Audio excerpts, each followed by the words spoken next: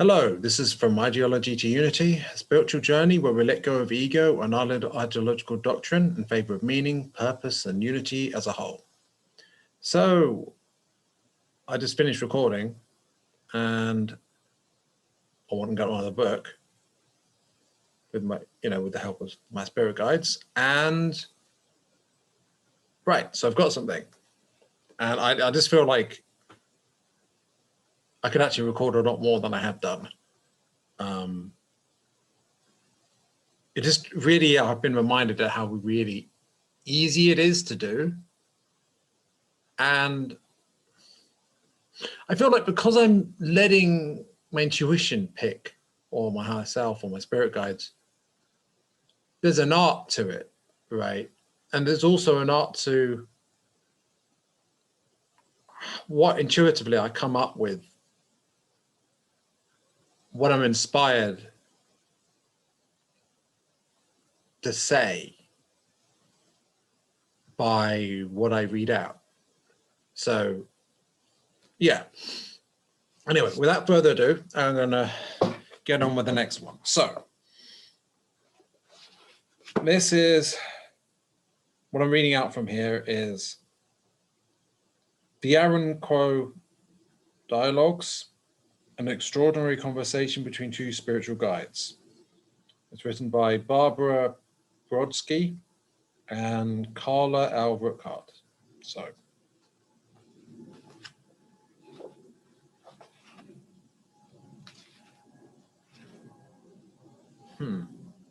I just realized there's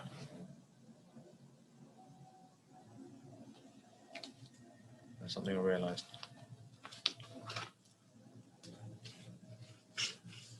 Details. Mapping.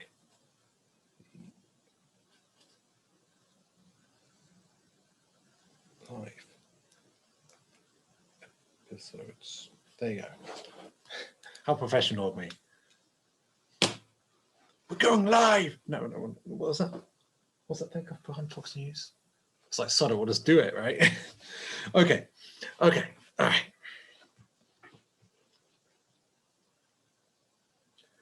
Okay, so I came to page 241. If in some moment your own personal cloud involves another being that is angry at you, even raging at you because of a self-perceived threat to itself, your fear leads you to strike back at that being, verbally or even physically, or to move to protect yourself in a way that connotes your own anger. When instead you can see that being's fear and pain and may still figuratively put up your umbrella. You may step back out of its reach. You may choose to leave the room or the vicinity of this angry being without reacting with fear. There is that one moment where the self begins to solidify, and you may experience a perceived threat, such as I could be hurt, or my needs might not be met, or whatever the fear is about. There must be attention to that moment when the sudden appearance of the self and the other is perceived as threatening to the self. So this is important, not just in our interactions. Okay, this is important in our interactions with other people, especially at this key time, because how we act in these situations, it can make a difference when it comes to ascension, how well we ascend, or just what our experience is, because increasingly we are determining our reality. And these choices, even if it's just about internally, if you respond with fear, like is increasingly having more of a role. And this also has a collective element that I'm going to get more into as I read more. Because how we respond on a collective level in situations of conflict or potential conflict, it has quite a significant effect And we can see some of these dynamics play out in social conflicts that have occurred. If anger arises, there must be attention to its arising against a perceived threat.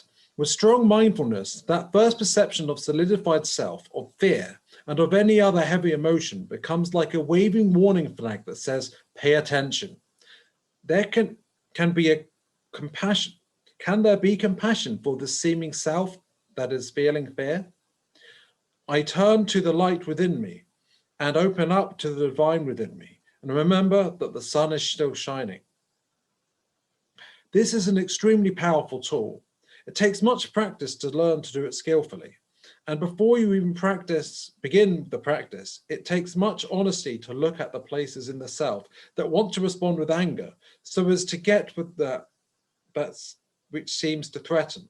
Once you do that work and can pay attention to the arising of fear, and even pay attention to that which wants revenge, and just treat that as more, which wants revenge and just treat that as more fear, you can give yourself a literal hug with the thought, it's okay. Whatever I'm feeling is okay. So I feel like this is particularly beneficial, not just for us individually in our lives when we come across these situations, not just, and indeed it is important at this time of ascension, but to the extent that this hasn't been done is where you see a problem in social conflict. For example, the culture war between the left and the right, or whatever divide you can come up with, feminist, anti-feminist, or what have you.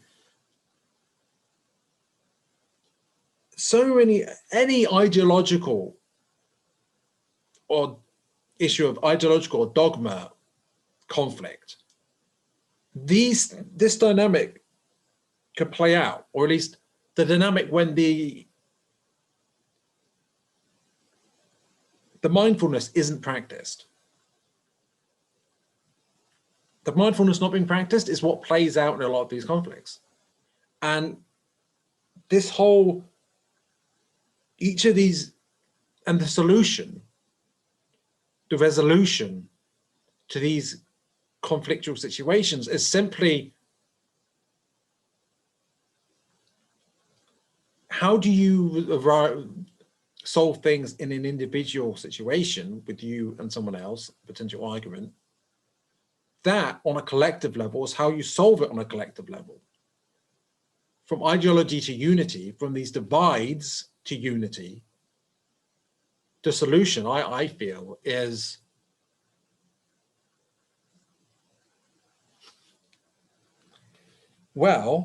attention to the arising of against that perceived threat, mindfulness, paying attention to that feeling coming up, that desire to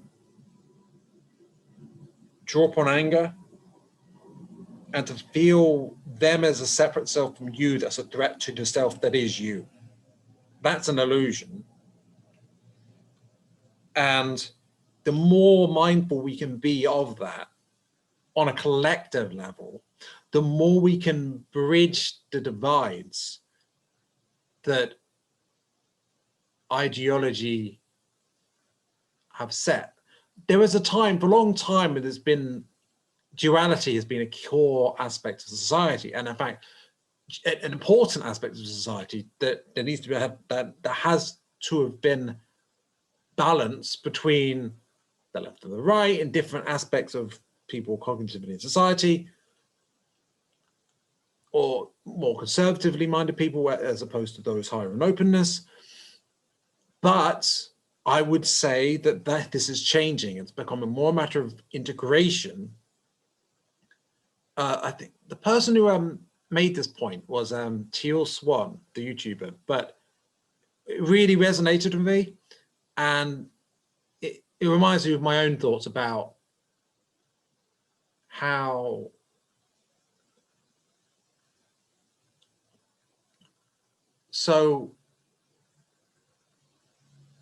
I see things in a more syncretic way politically. So syncreticism,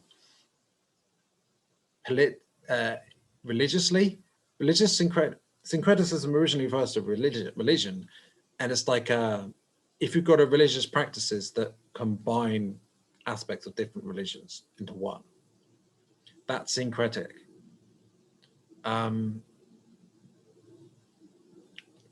It's got similarities perhaps to perennialism or to mysticism, but they're different. They're different things. In any case, I feel like this is something, as below, so above, as above, so below. We can apply these principles of individual interaction to collective interaction. But I feel like the solution is integration so there's you and there's them, but ultimately you're one. Before, it would have been, okay, try to find a balance between you and them. Or try to find a balance between some groups of society and other groups of society.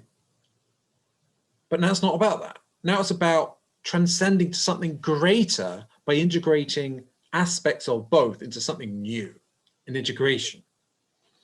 And we can do this as a way to transcend the whole left, right, or even the political compass. We could transcend the whole thing by just realizing that duality is an illusion. And okay, what is the political compass? It's two dualities combined. I mean, it seems innovative, and it is, relative to just left and right. It says, okay, we've got left and right economically, and effectively you've got left and right socially. It just calls socially right authoritarian, it calls socially left libertarian.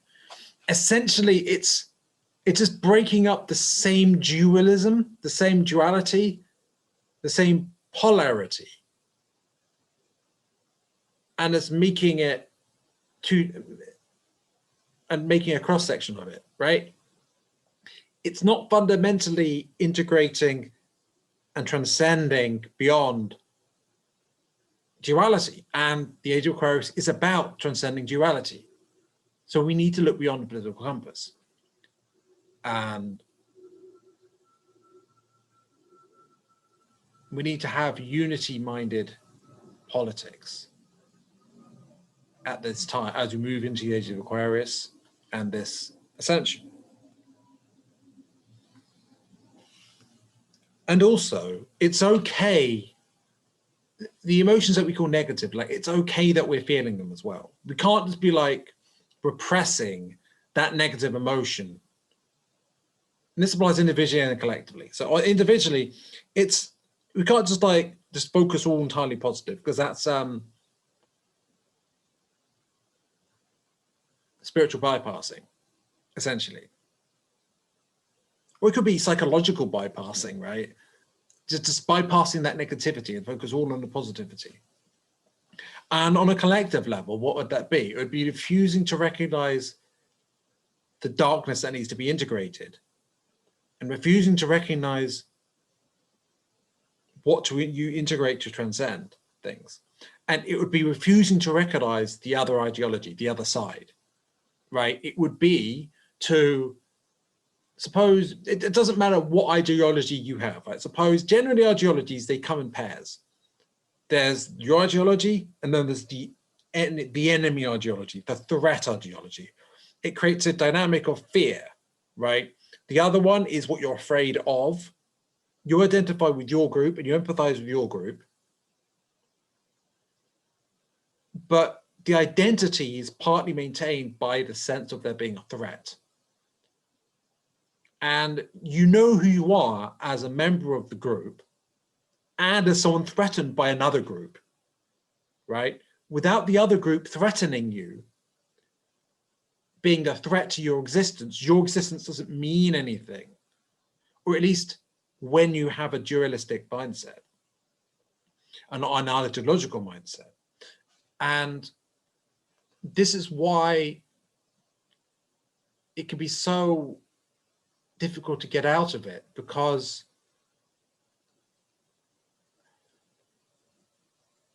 third density, I would say that third density or solar plexus, yellow ray, political and social dynamics,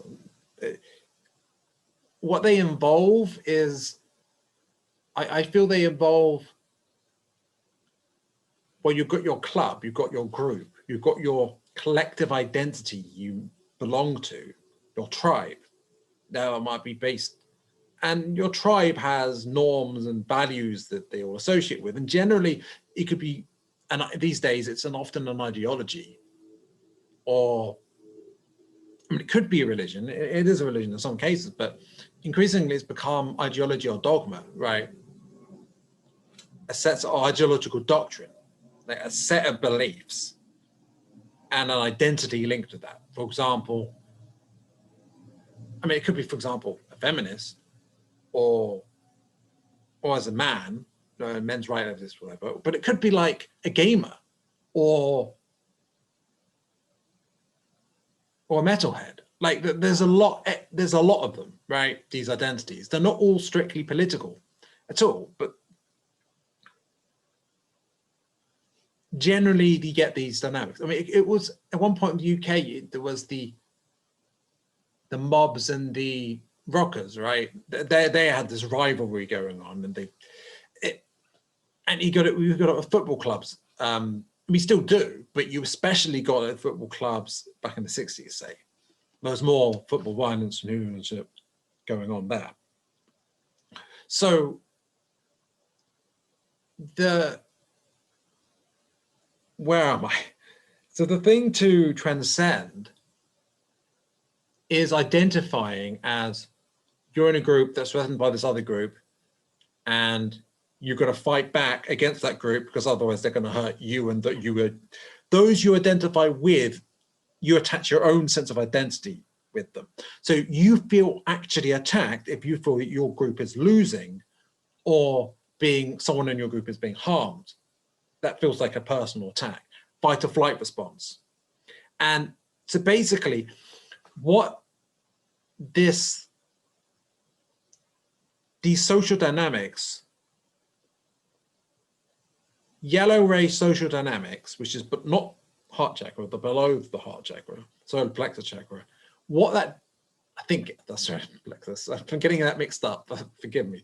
But yellow ray, essentially, well, what that means is it takes survival mechanics and it brings it to a social collective level on a wide scale, but not on a universal level, but on the level below that. The maximum level it goes up to is national, but it doesn't go beyond that. There isn't empathy for people universally. It's empathy for people. Though what is interesting about the left is that they actually started to develop this sense of universality, where they're caring about the plight of, the people in third world countries, but at the same time, they still got caught up in this trap, I would say, often. I'm not going to generalize too much, but it called them this trap of, well, there's our group and there's the opponents, the right, or conservatives, or what have you, right? And they're all these bigots in all these ways, and they're doing all these things to us, and they're a threat. And so it's like, on one hand, there was this moving beyond mere identification as the individual. I mean, it was like, if the radical left, it's like, of all workers as being unified, right? So, but on the other hand, it's like a half step. So it's almost like to put it in law of one terms, almost like, how would I describe it? I can't remember what it's called, but there's sometimes you get a step between densities, or a step that needs to be taken to go to them. mirror step, I think it's called. I don't know. I've got a vibe that mirror step might be a useful term to use here. So, and so the step you need to make is, it's not enough to identify and empathize with people to some extent on a universal level. You need to get out of the us versus them ego-based mindset, or where you're reacting to a sense of being threatened. You need to get out of the dynamics of the victim and the aggressor and the rescuer, right? The victim being, well, you know, the victim mindset, they're doing this to us. The aggressor is like, we're going to, the feeling of needing to aggress against them because otherwise you'll be a victim and you're afraid of that, so you do the alternative. Or we're going to rescue, you're identifying by they're under threat, they're a victim, and I'm going to save them from that horrid aggressor, right? And this is an often a toxic dynamic you often get in psychology, right? And this is fundamentally linked in, I would say it's linked in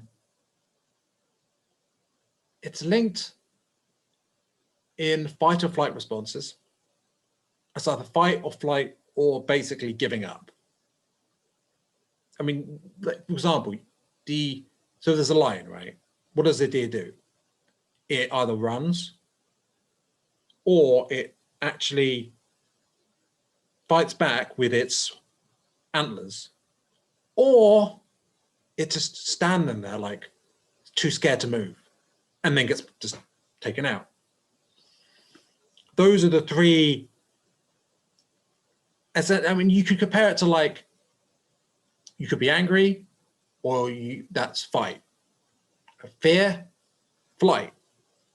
Depression or apathy, that's more of an emotion linked to, I would say, being linked to, but in any case, what you need to transcend that apparently is acceptance. And when you accept that they've got this other view and you can't control it, when you accept the situation as it really is, you cease to play these games of the drama triangle, and you can actually start understanding reality more accurately and empathizing. I mean, apparently the part of the brain, I can't remember what part it's called, to do with acceptance, when that activates, it allows more access to use of the parts of the brain linked to understanding and then empathy. Now, I would suggest, just because it resonates with me, the idea that we can empathize when we have, before that point, when we're stuck, when we identify on this collective level, but not on a universal level, we can empathize with people within our group, but people outside of it, we tend to feel threatened by. And if you've been in any ideology, in any political movement where, for example, where you feel that there's other group, there's threat, like at one point I felt as a gamer that I was threatened by feminists. Now, ultimately, I don't think I was. But the thing is, I don't think feminists were threatened by gamers either.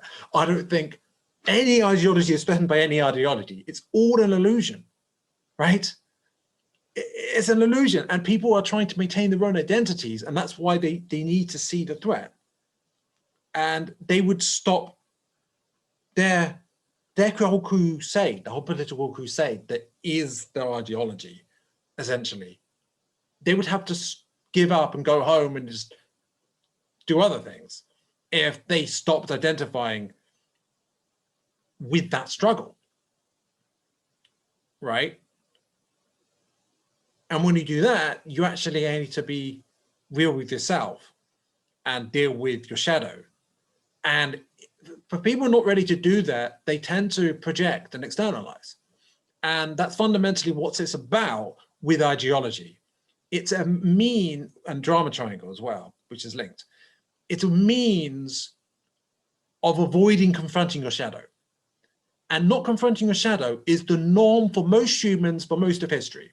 And which is why human society has been so dysfunctional for so long. Basically, third density society is generally dysfunctional, but the balance overall can make the dysfunction work collectively in a way that works. So you get the people who are who are the foundation of the society, the social economy, the political social economy, right? People who are more conscientious, who are more conservatively psychologically, and then there are people with higher openness. Now, there are other distinctions, but these are I would say, the biggest.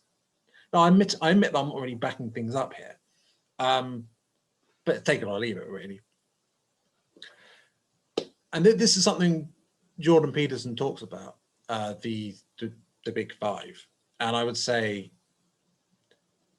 one thing that I've noticed is that, or one thing he mentions is that people with higher conscientiousness tends to have lower openness and vice versa, even though they're different. They're different scales out of the five. That there's a link that goes beyond that. So you could technically break it down to less than five, but I mean, there's extroversion and introversion and stuff like that, but I'm not going to go too much into that right now.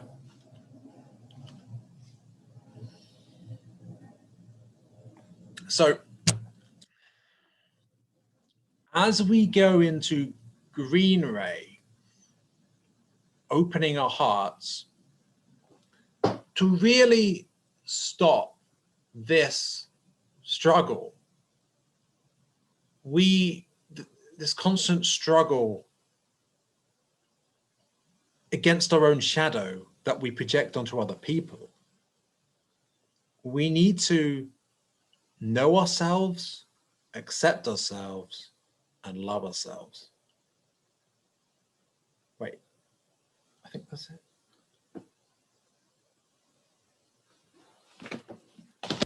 Wait. I'm just gonna, the end of the chapter.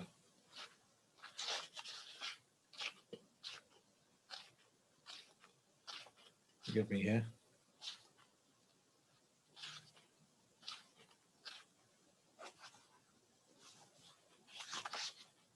Okay, so, oh, right, there we go. There it is. We need to know ourselves, we need to forgive ourselves, and we need to accept ourselves. Now, to truly, completely open our green great chakra, we need to know ourselves, even our worst faults, to completely know ourselves, include even our worst faults, to completely forgive ourselves, and to completely accept ourselves unconditionally, right?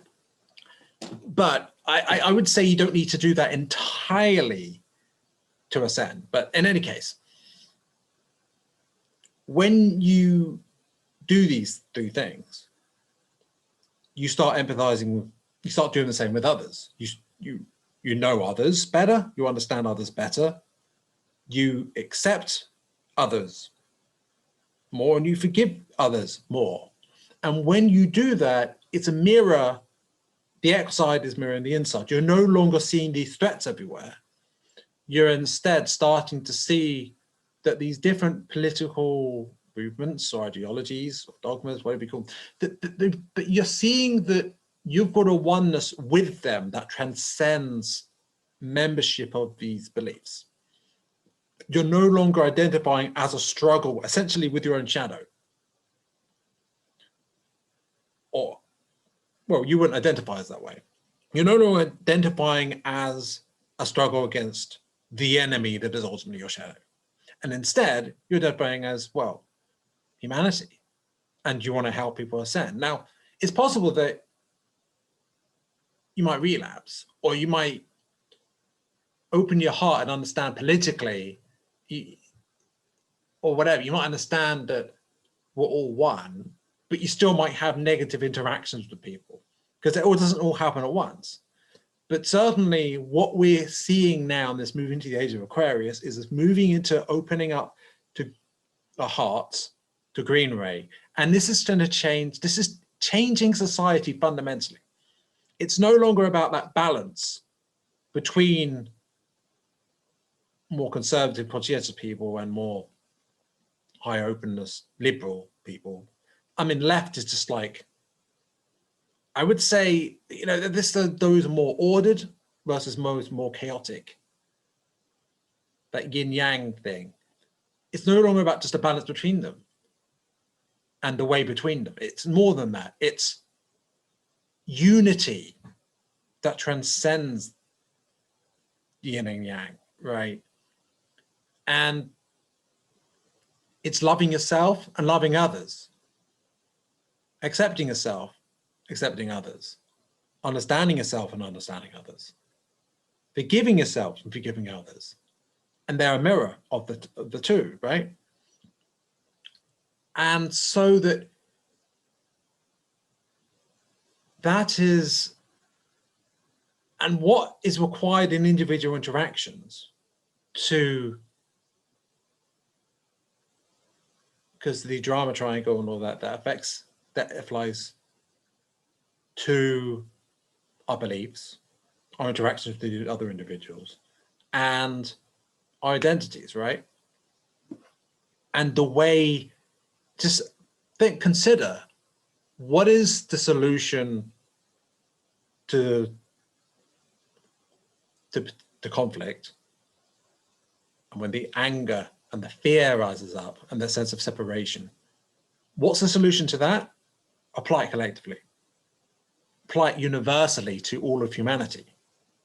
What do you get? You know, what I like about doing this method of solar casting is that I like what comes to mind to simply, from a relatively small amount of information.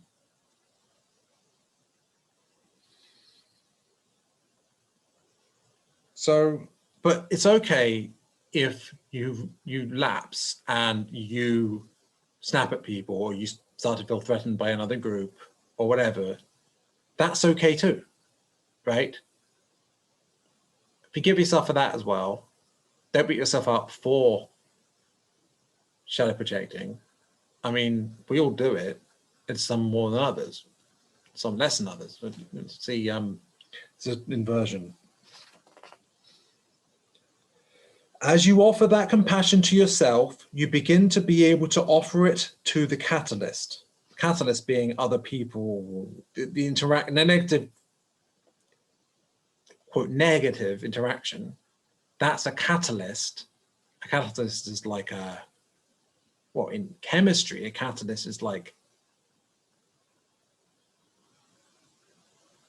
the cause of a chemical change. I would say, is fire a catalyst? Yeah, I'm showing my, it's been years since I've studied chemistry, formally anyway.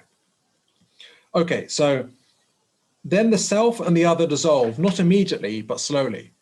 So in individual interaction, the sense of you and them being separate will decrease, but also the more you practice this, the more it dissolves, as I say. The more practice you get at it, the faster the dissolution of separation. And it is no longer my fear, but our pain. In this way, the first arising of the fear becomes a catalyst, not for hatred, but for compassion. It becomes a reminder. The heart is at risk of closing. Keep it open. Remember, the light is still shining. Now, you might be aware of people like Laurie Ladd saying, hold the light. What do you mean? You might be wondering, what do they mean by hold the light? I mean, it seems obvious on one hand, like, okay, just keep the light in you, right? Stay positive. But I don't think it's as simple as that. It's, you're going to get tested, right? Negativity is going to rise up. use that as catalyst to grow and to retain the light, but without denying the darkness. Because to deny the darkness simply, well, that's repressing. And repressing doesn't help. It just makes you project more and stuff. Because you don't want to close your heart, do you? I mean, opening your heart is what ascension is all about, or at least this level of ascension. When we look at what leads to the sensation of the heart's closing and the sense of separation from God, from others, and from self, we see that the need to protect. There is another area on which you may wish to focus. This is another tool for the releasing of fear. You pay close attention. If you pay close attention, you can literally feel the closing of the fearful heart. But you remember that the light is still shining within it. You might envision the heart as a rose. Within its core is the most brilliant light imaginable, comparable only to the light of God. Sit in meditation and feel your connection with the divine. Visualize the opening of this rose. It cannot be forced, but the allowing of the experience of loving connection opens those petals, and you experience the radiance flowing into and out of the heart center. As you come out of your meditation and re-enter the active stages of your life, watch carefully. What happens when there is a catalyst that seems to threaten? Can you see the sun seeming to be cut off and the petals closing? If you remember, this is an illusion. Fear is an illusion. It seems solid, but it is created from my own delusion of a separate self. Then you can ask yourself, is there a desire to get caught up in this fear? Sometimes that is easier. It is very beautiful to feel your connection with all that is, but it takes a great deal of responsibility to live that connection constantly without giving in to your anger. You are human. I'm not condoning giving in to anger, only suggesting that for the human, there is a constant struggle to remember your connection and to ask yourself to express that connection rather than separation in your choices. So you note the illusion of fear and how solid it seems. Come back to the heart center, that place where the light is still brilliant. If the fear is so intense that, like a storm cloud, it seems totally to have blocked out the sun, then for a moment you are going to have to be the source of light. You may not feel God's presence, and although your intellect tells you God is still present and I'm only cutting off the experience of that, still you're not feeling it. So where is the light and love to come from when that opens the blossom? So where is the light and love to come from that opens the blossom of this rose and allows reconnection? It comes from deep practice of loving kindness and compassion with yourself. When you see this, being sitting alone and afraid, can you reach out to it with love? What if you have wandered down the street, protected by your rain gear in a heavy storm, and there was a child alone and sobbing on the curb? Would your heart not reach out to this being to shelter and protect it? Can you not do the same for yourselves when you find yourselves soaked in a storm, hemmed in by heavy rain clouds, so that you cannot experience the light? Yes, the fear is an illusion. Now you are recognizing caught in illusion and are also changing your perspective to know that this is illusion. The sun is still shining. I'm going to keep myself open to that sun, even if I cannot seem to experience it. And then I'm going to give love to this being that's caught in the storm. This being that wants to revenge itself and wants to scream out its jealousy or a sense of betrayal or greed. I'm going to love that being. It is very hard, but it is the greatest gift you can give, not only to yourself, but to God. For to love that which is easy to love is far less of a gift than to love even the angry, jealous, and bitter parts of yourself and of all things. I want to speak more about the different ramifications of this work, especially in connection with the specific questions you have raised. Before I do that, I would like to turn to the microphone over to Quo so that this brother, sister, friend may offer you its wisdom and thoughts about this work. That is all. So essentially, this is two people channeling different beings, and those beings are talking. Not all of it is that, but so I think that was Barbara Brodsky channeling Aaron, a being called Aaron. I don't know what density Aaron is. They seem to be service to others. Yeah, so that was session 15, weekend 5, part 2 of 4. And that was Aaron. Barbara channeling Aaron. And the question they were addressing was,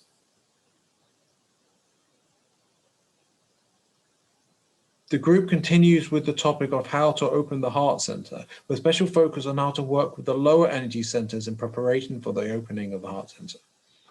Now, well, so there we go. I really liked that part of it. I felt that, well, it inspired a lot from me.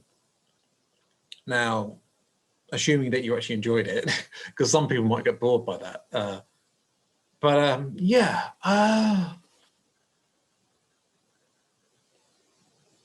It seems to me that what I was guided towards is quite useful and quite important for people at this time. And maybe many more people will come across it later, but that's okay. The ascension doesn't happen overnight, despite what some people, even me, even what I have said about the 21st. The 21st is essentially a path of light. My impression is it might be worth going outside more of the time, even though it's winter, at least in the northern hemisphere. Though I don't know if it's entirely essential. I admit I don't have all the answers. I'm just coming up with, well, what comes forth to me, you know. I'm not. There's a lot of people online, like, I feel like they're more about the law of one or mysticism or the Great Awakening than I do. But I love doing this. And that's how I know that this is what I want to do. And if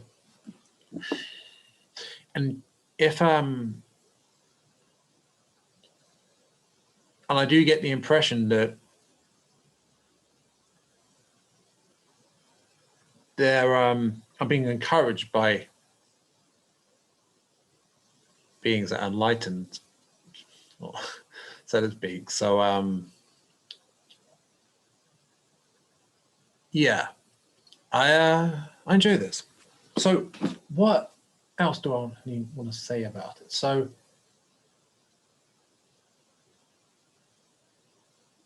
we are moving beyond the old ways of doing things, the old way of organizing things, economics, society, social interactions, politics, government, governance. You know, everything is changing, especially in 2021. We don't know. Does anyone know how we're going to do things afterwards? But what I do know is we're going to have to learn from a whole range, a whole set of perspectives, and integrate them all together. As much as we can needs to be integrated. As much as possible needs to be integrated together into a larger whole. And we can't do that divided into these different sects and ideologies and dogmas or what have you. We have to open our hearts. We need to love ourselves, and others, accept ourselves, accept others, forgive ourselves, forgive others, know ourselves, know others. We must do that. We need to open our heart chakra, but in doing so, it will fundamentally transform the way we do things. And also we will see, I sense that the cabal, or whatever you call them, these corrupt elites, they're going to lose their power inevitably. That's why they've been so desperate with all these drastic measures.